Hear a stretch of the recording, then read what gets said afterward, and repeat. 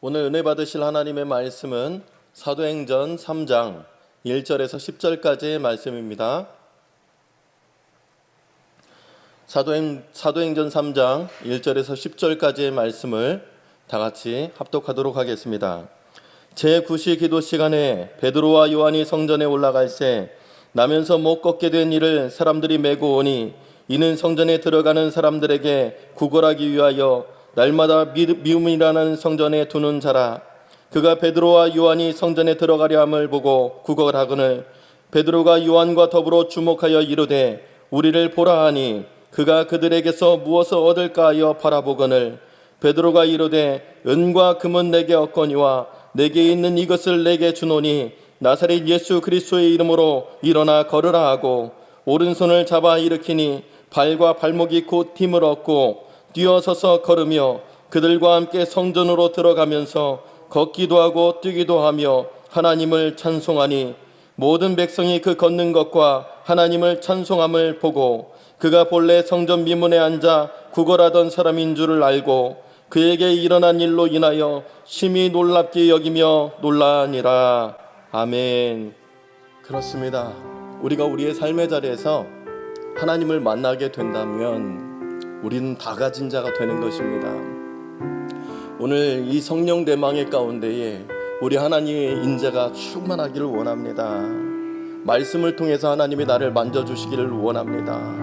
기도할 때 환상이 열리고 기도할 때 하나님의 음성이 들리고 비록 내가 원하는 대로 하나님이 응답 주시지 않는다 할지라도 하나님 아버지의 뜻이 하늘에서 이루어진 것처럼 땅에서도 그리고 나의 삶의 자리에서도 온전히 이루어지는 것을 보기 원합니다. 이 시간이 바로 그 시간인 줄 우리는 믿습니다. 1806년도쯤에 미국의 세계 선교에 대한 그 굉장한 꿈을 품고 우리 젊은이들이 기도하기를 시작합니다. 특별히 그 사무엘 뮤즈라는 사람이 그 기도회에 굉장히 부각이 됐습니다. 윌리엄스 대학이라는 그 대학교의 학생들이 우리가 세계 선교를 위하여 모여서 기도하자 그렇게 마음을 품고 모여서 이제 기도회를 하기 시작했습니다. 그런데 기도회를 막 뜨겁게 하는데 갑자기 비가 막 쏟아지는 것입니다. 처음엔 소나기인 줄 알고 잠깐 피했습니다. 그런데 비가 계속 쏟아져요. 사람들은 집으로 돌아가는 사람들이 많아졌습니다. 하지만 이 사무엘 뮤즈하고 한 5명, 사무엘 뮤즈를 포함한 5명의 그 친구들이 건초더미 속으로 들어가서 비를 피하다가 안 되겠으니까 우리가 그냥 비만 피하고 있지만 말고 우리가 비록 이런 장소이긴 하지만 여기 모여서 우리 같이 기도를 하자. 기도를 하기 시작하는데 성령이 충만하게 그들에게 임한 것입니다. 그래서 1800년대 초반에 선교 역사의 새로운 장이 크게 열리는 것입니다. 전 세계에 미국의 수많은 청년들이 전 세계의 선교사로 막 헌신하게 되고 나가서 많은 선교를 감당하게 되는 것입니다. 우리나라의 언더우드 선교사나 아펜젤러 선교사나 그런 선교사님들도 사실 그 선교의 그 뜨거운 그 흐름에 같이 동참해가지고 이렇게 한국 땅까지 나오게 된 것입니다. 우리가 지금 코로나 시대를 살고 있습니다. 코로나 때문에 많은 것들이 변화되었습니다. 우리의 삶의 문화 자체가 지금 송두리째 바뀌고 있는 것입니다. 그런데 이 문화의 가장 중요한 특징 중에 하나가 무엇이냐면 바로 비대면입니다. 사람과 사람을 만날 수가 없습니다.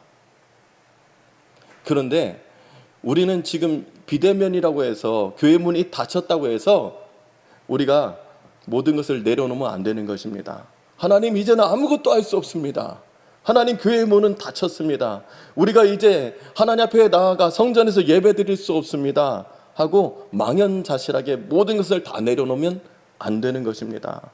이 사무엘 뮤즈와 그 친구들이 비가 온다고 해가지고 그냥 집으로 돌아갔다면, 그리고 그때 성령의 그 기름 부으심을 충만하게 경험하지 못했다면 과연 세계 선교를 향한 그 기도 운동이 과연 그렇게 뜨겁게 불탈 수 있었을까요? 우리는 지금 이제 영적인 부흥을 준비할 때인 것입니다. 우리가 우리의 삶의 자리, 우리의 기도의 골방에서 하나님을 만나는 그런 은혜를 우리가 체험해야 되는 것입니다. 우리가 지금 모여서 합심해서 기도할 수 없다 할지라도 우리는 지금 기도하면서 내 속에 성령의 불을 태워야 되는 것입니다. 마치 예수님이 부활하시고 승천하신 다음에 제자들 마음이 얼마나 공허했겠습니까? 늘 함께 계시던 그 예수님이 지금 같이 계시지 않습니다. 그리고 주변에는 예수님을 십자가에 못 박아 죽였던 그 많은 사람들이 그 제자들까지도 아마 죽이려고 하지 않았겠습니까? 살기 등등할 때에, 굉장히 위기 가운데 놓였을 때에 그 제자들이 모여서 기도하기를 힘썼습니다. 전혀 기도에 힘쓰니라 그렇게 이야기하고 있습니다. 그래요, 아마 예수님이 십자가 못 박히신 후에, 그리고 부활하시고 승천하신 후에 그 제자들의 지금 삶의 모습이 지금 코로나 시대를 살아가고 있는 우리하고 비교할 수 없을 만큼 힘들고 어렵고 절망적이고 고통 가운데 있었을 것입니다. 하지만 그들에게 성령이 크게 임하니까 그들이 비전을 받게 되는 것입니다. 예수님이 하신 말씀을 그대로 이루어갈 능력이 그들에게 임한 것입니다. 오직 성령이 너희에게 임하시면 너희가 권능을 받고 예루살렘과 온 유대와 사마리아와 땅끝까지 이르러 내 증인이 되리라 하시니라. 그 말씀이 성령 받기 전에는 정말 감당할 수 없는 말씀입니다. 그런데 성령이 임하니까 이제 그들이 그것들을 감당할 수 있는 그 능력이 역사하는 것입니다. 성령이 우리에게 임하시기만 하면 우리가 권능을 받을 수 있습니다. 우리의 삶의 자리에서, 비대면 삶의 자리에서 성령님의 그 임재를 우리가 충만하게 체험할 수 있기를 바랍니다. 지금은 전도할 수 없습니다. 지금은 우리가 모일 수 없습니다. 하지만 우리가 지금부터 나를 불붙여야 되는 것입니다. 은혜로 불붙여야 되는 것입니다. 한번 상상해 보시기 바랍니다. 내가 하나의 잔잣개비인데 내가 불이 붙어 있어요.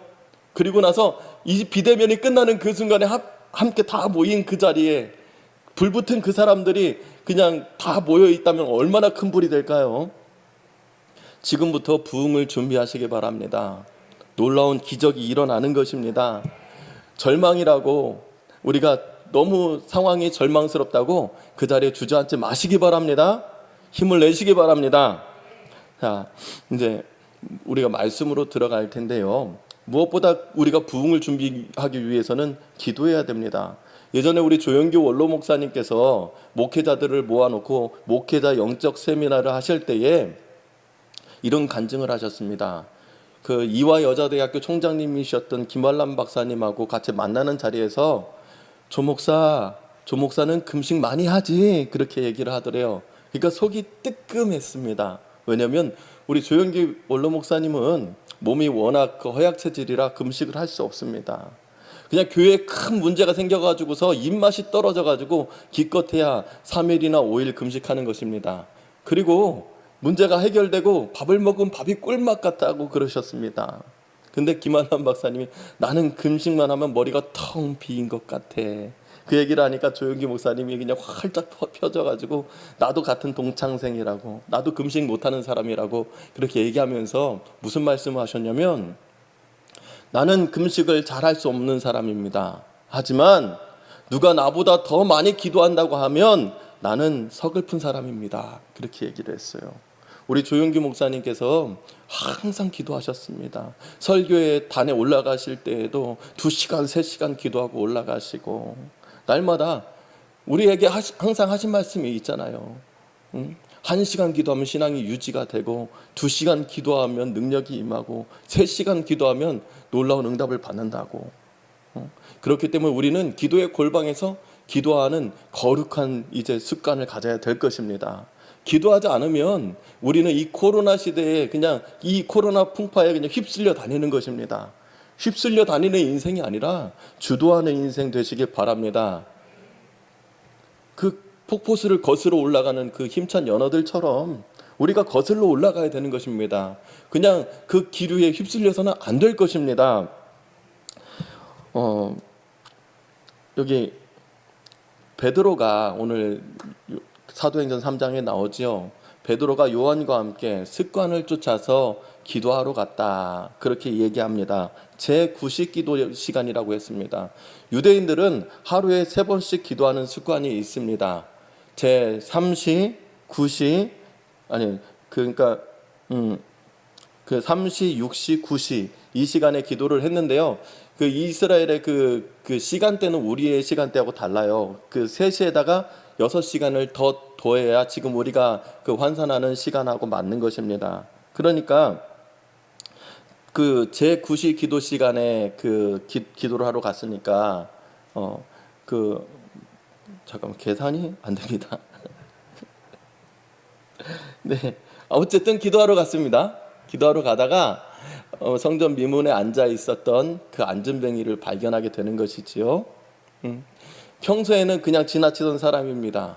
그러나 그날따라 그 사람을 주목해서 보게 된 것입니다. 그리고 그 사람을 나사렛 예수님의 이름으로 일으켜 세웠습니다. 네. 기도하는 사람에게 이런 기적이 일어나는 것입니다. 네. 기도는요, 우리 예수님이 우리에게 먼저 모범을 보여주셨습니다. 누가복음 22장 39절에서 44절에 보면 이런 말씀이 있습니다. 예수께서 나가사 습관을 따라 감람산에 가시매 제자들도 따라갔더니 그곳에 이르러 그들에게 이르시되 유혹에 빠지지 않게 기도하라. 예, 우리에게 기도하라고 말씀하실 때에 유혹에 빠지지 않게 기도하라 이렇게 말씀하셨습니다. 그리고 그들을 떠나 돌 던질 만큼 가서 무릎을 꿇고 기도하여 이르시되 아버지여 만일 아버지의 뜻이거든 이 잔을 내게서 옮기시옵소서. 그러나 내 원대로 마시옵고 아버지의 원대로 되기를 원하나이다. 내 원대로 마시옵고 아버지의 원대로 되기를 원하나이다. 그래요. 하나님 아버지의 뜻이 온전히 이루어지기를 원하는 기도를 예수님께서 하셨다는 것입니다. 우리가 이 예수님의 말씀을 통해서 깨닫는 교훈이 있습니다. 우리가 시험에 들지 않으려면 기도의 자리에 있어야 되는 것입니다. 우리가 내 뜻대로 살지 않기 위해서는 기도의 자리에 있어야 되는 것입니다. 기도라는 것은 내 뜻이 아니라 하나님의 뜻을 나에게 맞추는 것입니다. 그렇기 때문에 우리는 기도의 자리에서 하나님의 은혜를 구해야 될 것입니다. 그리고 사도행전 10장에 보면 고넬료의 기도 생활이 나옵니다. 10장 1절부터 제가 6절까지 읽어드리겠습니다. 가이사랴에 고넬료라는 사람이 있으니 이달리아 부대라 하는 군대의 백부장이라. 그가 경건하여 온 집안과 더불어 하나님을 경외하며 백성을 많이 구제하고 하나님께 항상 기도하더니 하루는 제9시쯤 되어 환상 중에 밝히 보매 하나님의 사자가 들어와 이르되 고넬료야 하니 고넬료가 주목하여 보고 두려워 이르되 주여 무슨 일이니까? 천사가 이르되 내 기도와 구제가 하나님 앞에 상달되어 기억하신 바 되었으니 내가 지금 사람들을 요바에 보내어 베드로라는 시몬을 청하라. 그는 무두장이 시몬의 집에 유숙하니 그 집은 해변에 있다 하더라. 그래요. 기도하다가 환상을 보게 됩니다. 기도하다가 비전을 지금 보는 것입니다. 베드로라는 사람을 이 고넬료는 몰라요. 하지만 성령께서 그에게 나타나서 베드로라는 사람을 청해가지고 너는 그의 말을 들어라 그렇게 말씀하신 것입니다. 그리고 베드로를 청해가지고서 하나님 말씀을 듣는 그 시간에, 그러니까 말씀을 시작하는 바로 그 시간에 성령이 그들에게 임했습니다. 새 방언이 터지게 된 것입니다. 그래요. 기도하는 자에게 호련히 성령이 임하는 것입니다. 성령을 사모하시기 바랍니다. 사모하다 보면 하나님이 정하신 어느 날에 갑자기 임하는 것입니다.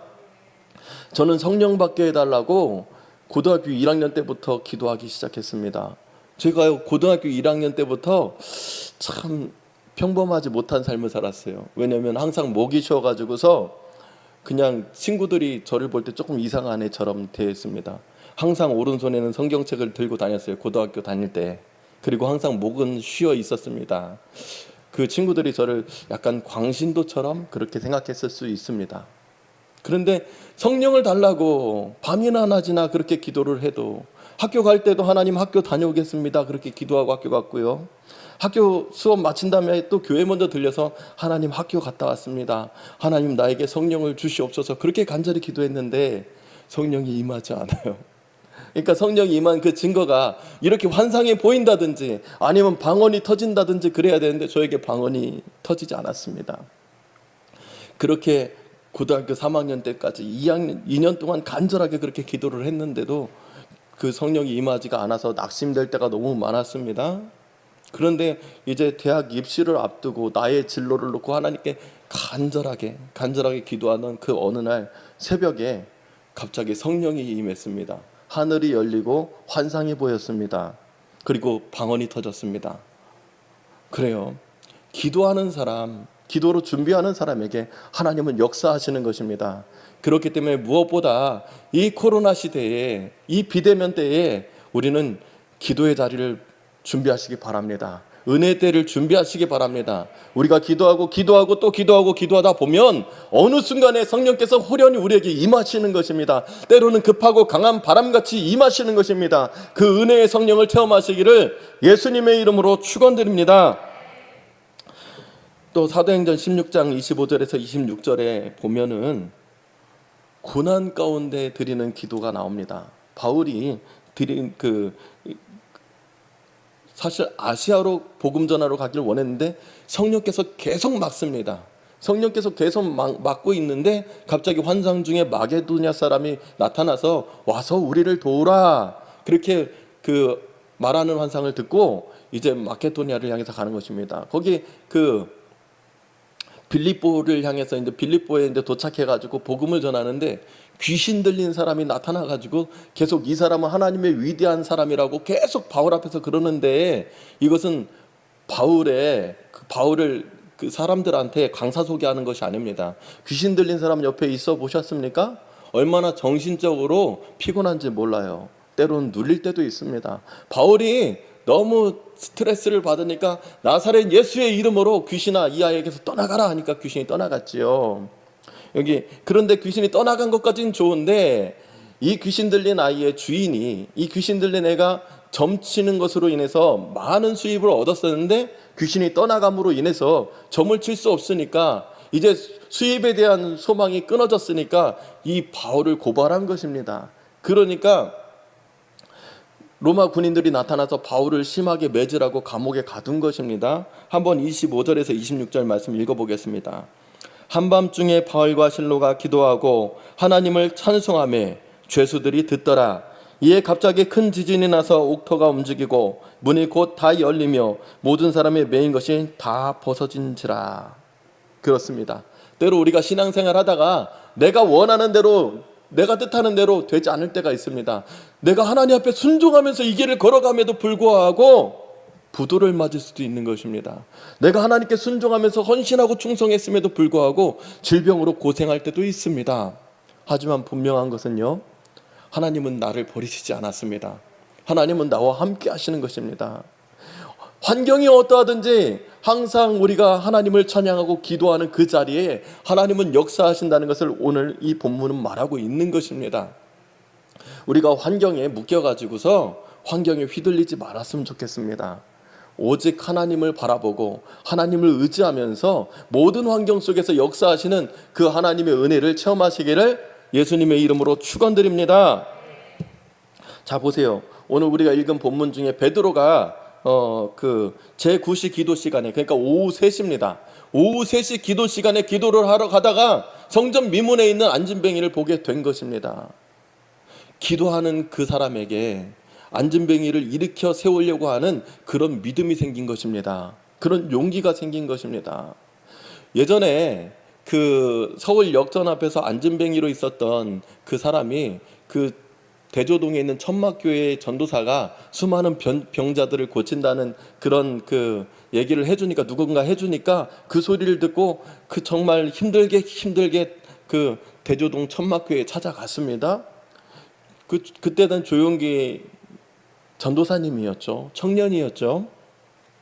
안진뱅이가 와가지고서 나를 고쳐달라고 했을 때 겁이 났다고 합니다. 그 책에 읽어보니까 겁이 덜컥 났는데, 이 젊은이가 땀을 뻘뻘 흘리면서 찾아왔기 때문에 그냥 돌려보낼 수가 없는 거예요.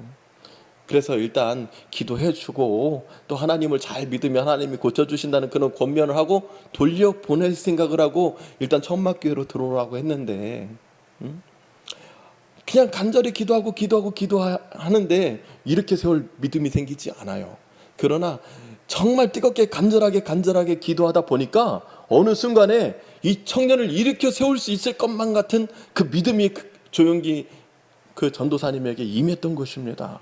그래가지고 그 박종선 목사님하고 옆에 또 다른 청년들이죠. 청년들한테 이 안진뱅이를 꽉 붙잡으라고 그 안진뱅이 다리에 올라타 가지고서 나사렛 예수의 이름으로 일어나 걸어라, 그런 거 아니겠습니까?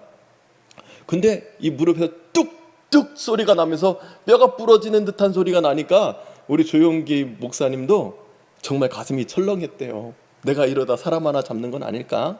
그런 생각에 두려움이 임했었습니다. 그래가지고서 이 조용기 목사님께서 이 청년 2명한테 이렇게 세우라고 했는데, 이렇게 세우니까 다리가 덜렁덜렁 그냥 힘이 하나도 없는 거예요. 다리가 다 부러진 것만 같아요. 그랬는데 눈을 딱 감고 나사렛 예수의 이름으로 일어나 걸어라 하고 밀었는데 눈을 차마 뗄 수가 없어요. 만약에 거기서요 하나님이 역사하시지 않았다면 어떻게 됐겠습니까? 진짜 큰일 나는 거예요. 목회에 진짜 큰 위기를 맞이하게 된 것입니다.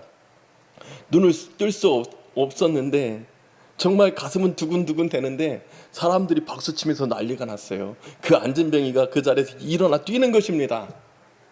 예, 사도행전 3장에서만 안진뱅이가 일어나 걸은 것이 아니라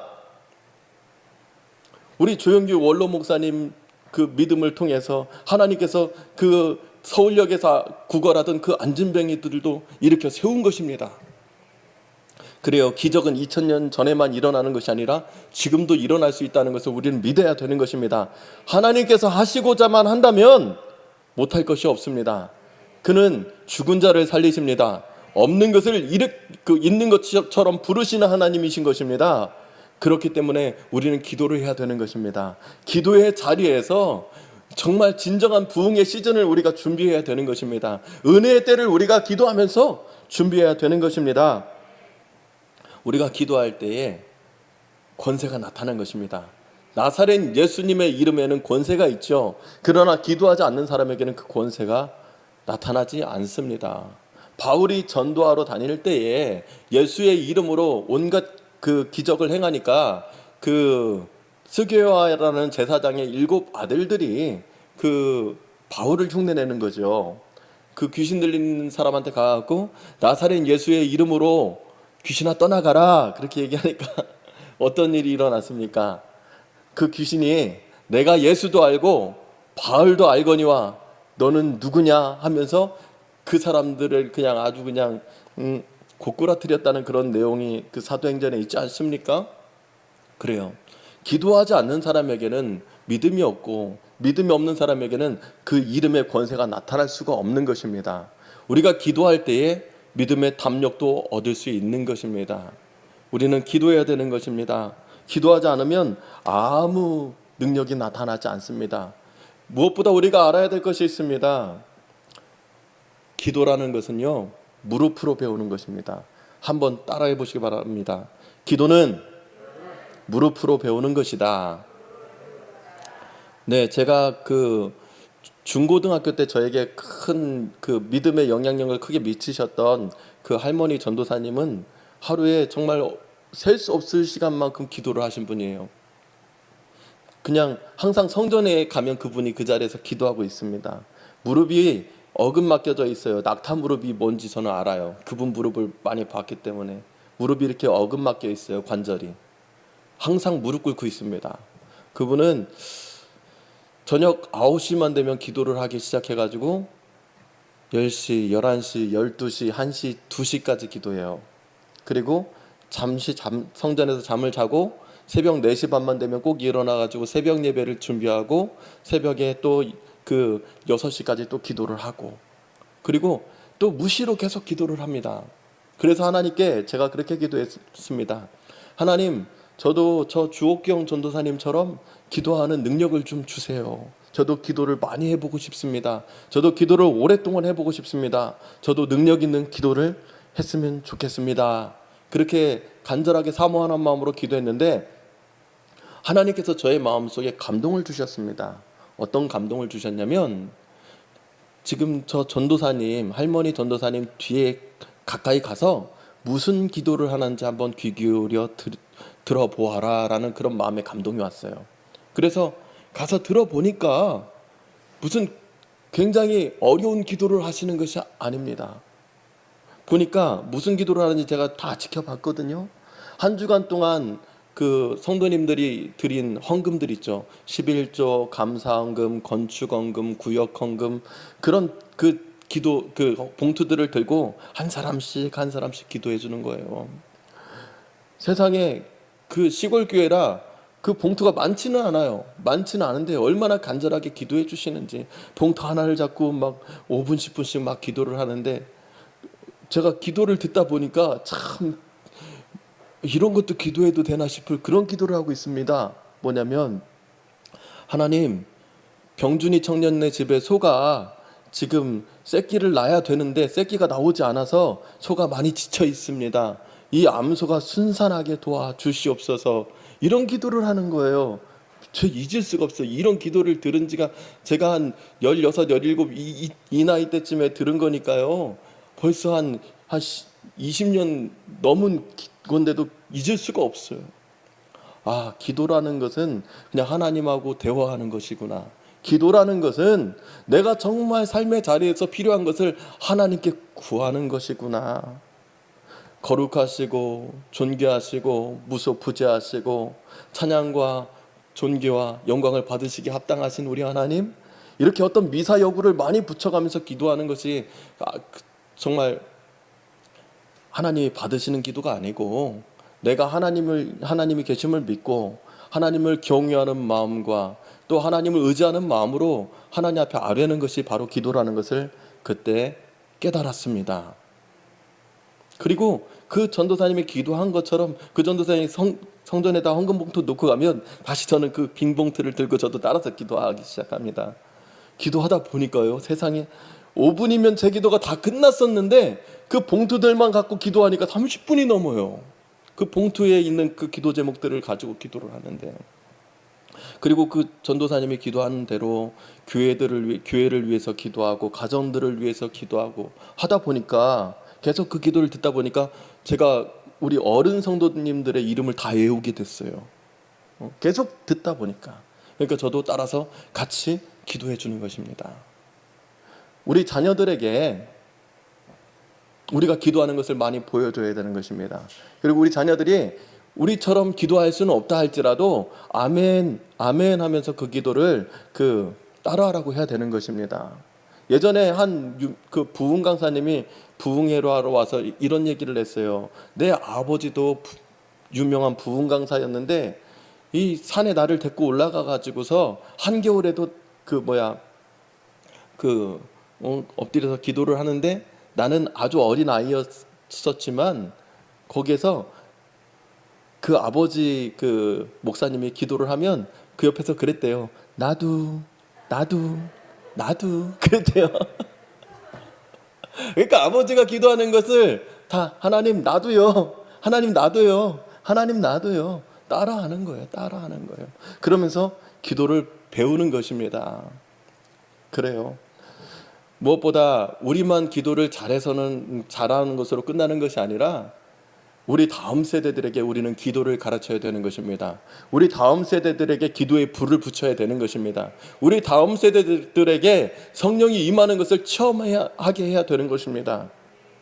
그럴 때에 우리 교회는 소망이 있는 것입니다.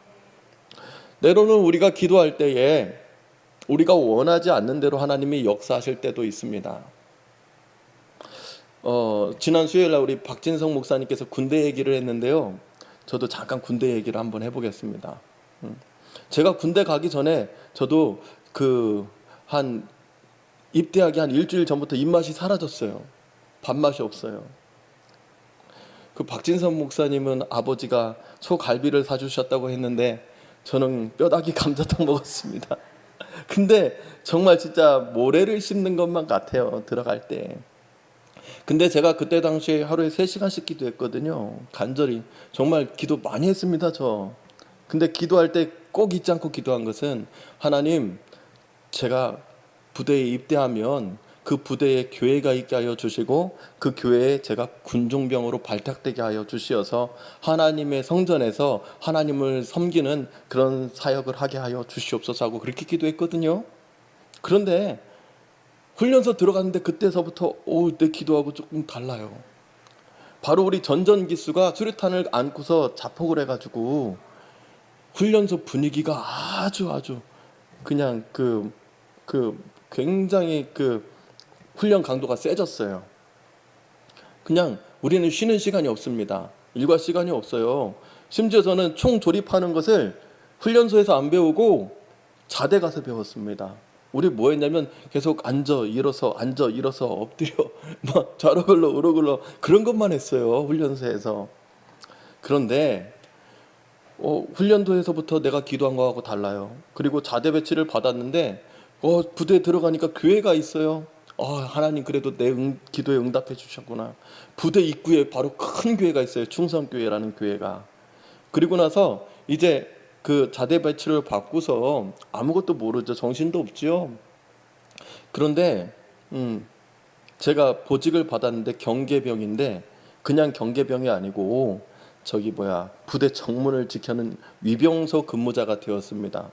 위병소 근무자. 원래 키가 180이 넘어야 되는데 나는 180도 안 되는데 왜 거기 들어갔는 줄 아세요?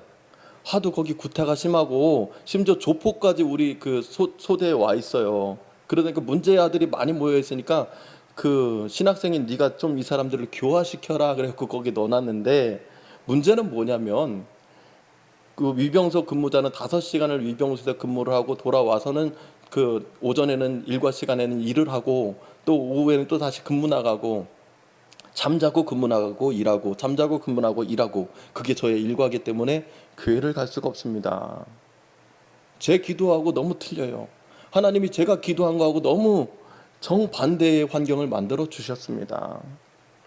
그렇게 한 6개월을 교회도 제대로 못 가고 이렇게 너무너무 힘들었었는데 근데 12월 24일 날 다음 날 무슨 날이죠? 성탄절이죠. 24일 날 밤 11시쯤에 근무를 나가는데 눈이 막 내리는 거예요. 눈이 막 내리는데 그 위병소를 향해서 이제 조장하고 우리 사수 부사수 내가 부사수인데 이렇게 총을 메고 나가는데 너무 가슴 아픈 거예요. 내일 성탄절인데 교회도 못 가고 나는 이 야밤에 새벽에 근무나 나가고 근무 갔다가 그 새벽 5시에 다시 복귀하면 뭐예요? 저는 자야 돼요. 못 가요. 난 잠을 안 자고 처음에 가려고 했는데 소대장이 교회 못 가게 했어요. 왜냐하면 네가 잠을 안 자면 전투력을 상실시킨다 해가지고 너의 몸은 지금은 나라의 몸이다 그래가지고 교회 못 가게 했어요. 그래서 근무 나가다가 하나님께 이런 기도를 했습니다. 하나님 군종병은 고사하고 교회나 좀 나갈 수 있었으면 좋겠습니다. 내가 이 눈길에 넘어져가지고 팔이라도 뚝 부러져가지고 다리 부러지면 교회 못 가니까 팔이라도 뚝 부러져가지고 좀 근무 안 나가고 교회 좀 나갔으면 좋겠습니다 하는 순간 갑자기 제가 벌러덩하고 뒤로 넘어졌어요. 총을 이렇게 메고 있잖아요. 이 팔꿈치에 시멘트 바닥에 빵 쪘는데 팔이 부러졌을까요? 안 부러졌을까요? 팔이 뚝 부러졌습니다. 팔이 뚝 부러졌어요. 너무 아팠습니다. 저는 그때까지 팔 부러진 아픔을 몰랐는데 뼈가 부러지니까 정말 너무 아파요. 그 병장 조장이 야 괜찮냐면서 손을 잡으려고 했는데 뭐라고 했는지 아세요? 만지지 마! 그랬어요. 고참한테 얼마나 아픈지. 그랬는데 너무 아프긴 아픈데 속으로 어떤 생각이 드냐면 하나님 내 기도에 응답해 주셔서 감사합니다. 내일 교회 나갈 수 있게 해주셔서 감사합니다. 아직 부러졌는지 확실치는 않지만 부러진 것만 같아요. 근데 문제는 중대장이 갑자기 그 크리스마스 날 우리를 다 소집해놓고 하는 얘기가 어젯밤에 눈길에 미끄러져고 사고 난 사람들이 너무 많아가지고 부대 장님께서 이제 이것은 자기 관리를 잘못하고 정신 차리고 업무를 수행하지 않았기 때문에 생기는 낙상사고이기 때문에 일벌백계하겠다 그렇게 얘기를 하셨대요. 그러니까 저를 딱 보면서 저 이렇게 이제 병원에 가야 될 사람이었거든요. 제가 넘어져서 팔 다쳤다는 얘기를 듣고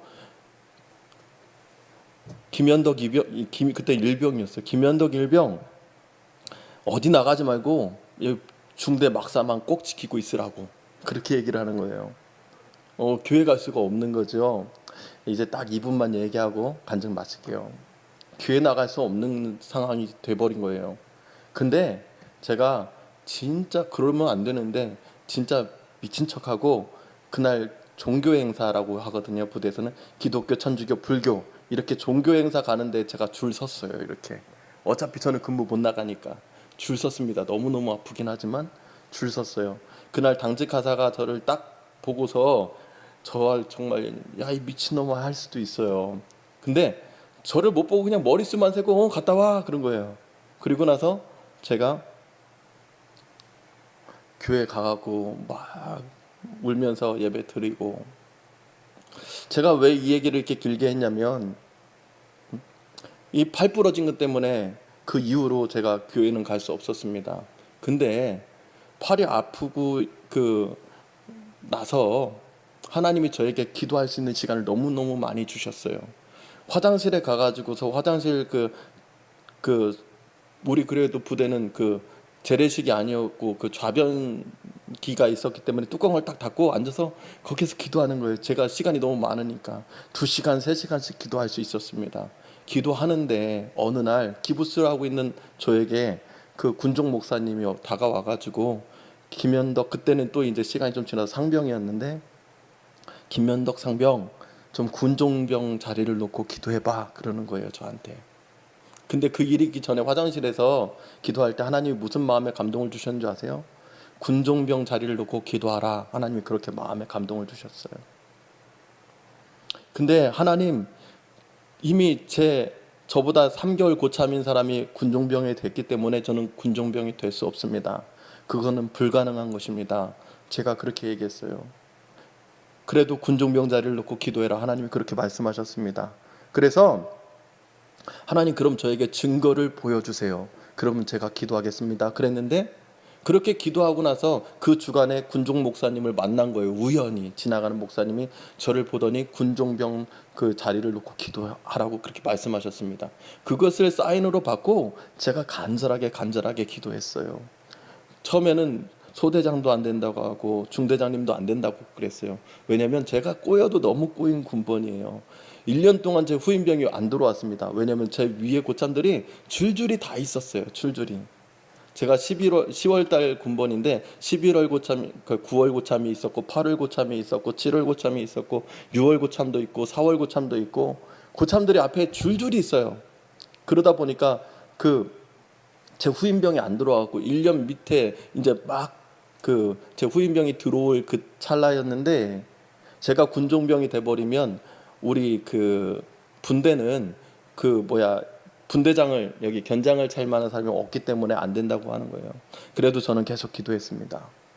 그러니까 하나님이 역사하셔서 나중에는 진짜 군종병이 됐어요.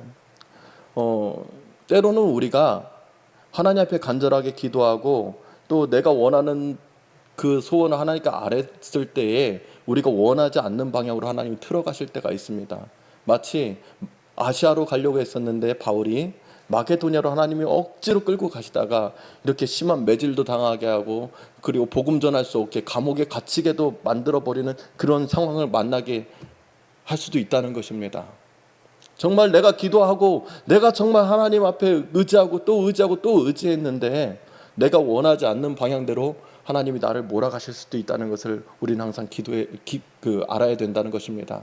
하지만 분명한 것은 무엇이냐면요, 그렇게 내가 원하는 방향대로 환경이 나에게 역사하지 않는다 할지라도 우리가 기억해야 될 것은 무엇이냐면, 그렇게 꼬인 삶의 자리에서도 성부 하나님, 성자 예수님, 성령 하나님, 삼위일체 하나님을 인정합니다. 모셔드립니다. 환영합니다. 의지합니다. 주여 오시옵소서, 주여 오시옵소서, 주여 오시옵소서. 내 뜻대로 마시옵고 아버지의 원대로 하시옵소서. 우리는 그렇게 기도해야 될 것입니다.